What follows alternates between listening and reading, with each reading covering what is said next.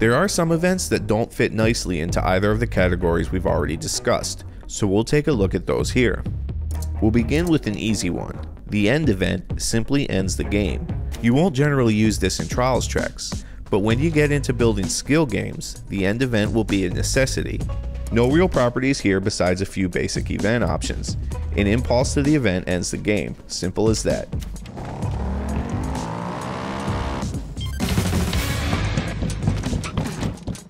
Next we have the game event. As we've covered in some previous tutorials, you have the ability to use custom objects as your game character. This event allows you to change what your game character is on the fly. Properties, here we come. Most of our options here are familiar. The only one we really need to concern ourselves with is game character. This slider decides what you are changing your game character to. Rider and bike are your first two choices, with custom object as the third. When set to custom object, you also get the select game character option, which allows you to choose your custom object.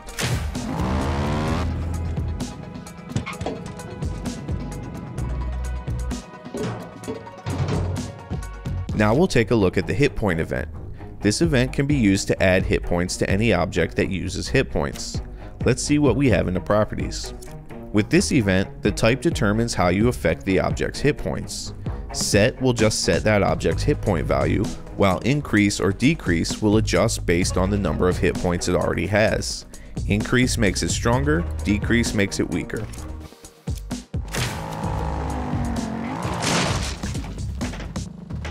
The set value event works with data sources, which we've not yet covered, but its functions are pretty straightforward, so we can still take a quick look.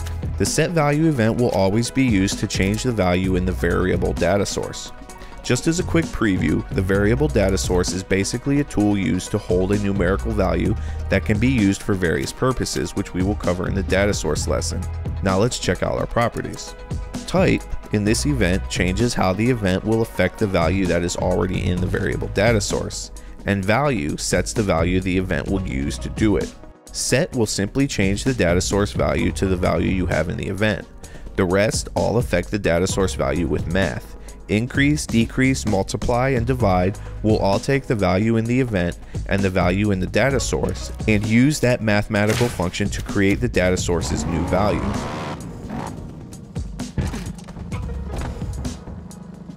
Finally, we have the state event.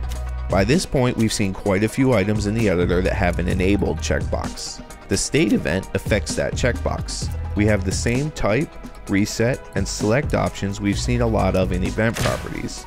In this case, off means the checkbox is unchecked, on means it is checked, and of course toggle simply changes it from its current state.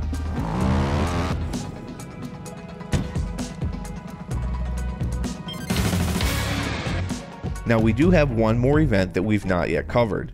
The object position event is a pretty advanced tool, and you will need a better understanding of data sources before we can discuss that, so we will save it for a later lesson.